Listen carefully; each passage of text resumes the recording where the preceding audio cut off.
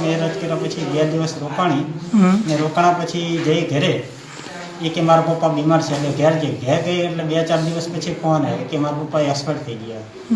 Expire થઈ ગયા પછી એમને એમ કીધું કે અમે એમ કીધું 12મા દિવસે અમે આવી એ કે અત્યારે નહીં પછી કાલ ને પછી એ રીતના કરીને અમે થોકું જ રમાડ્યા. 3 લાખ રૂપિયા આપ્યા હતા. 3 લાખ રૂપિયા ઝાંઝરી ને નાકની ચૂક ને 11,000 રૂપિયા કપડાના. કોના દ્વારા છેતરપિંડી કરવામાં આવી હતી? રાજુભાઈ અને ચાંદની છોકરી. દલાલ મારફતે કોના લગ્ન કરાવ્યા હતા? ચાંદની તમારે બાબાના લગ્ન કેવી રીતે કરવામાં આવ્યા હતા? કોર્ટ મેરેજ કરાવી હતા. પછી કેટલા પૈસાની માંગ હતી ને શું હતું?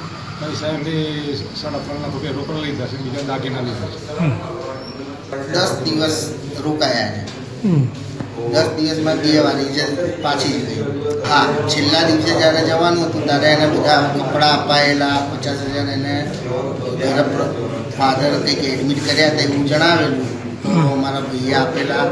પ્લસ એની તિજોરીમાં 4 તોલાના 3 ઘરેણાં પડ્યા હતા. પેન્ડલ છે, દોરો છે, એ પ્લસ 1,35,000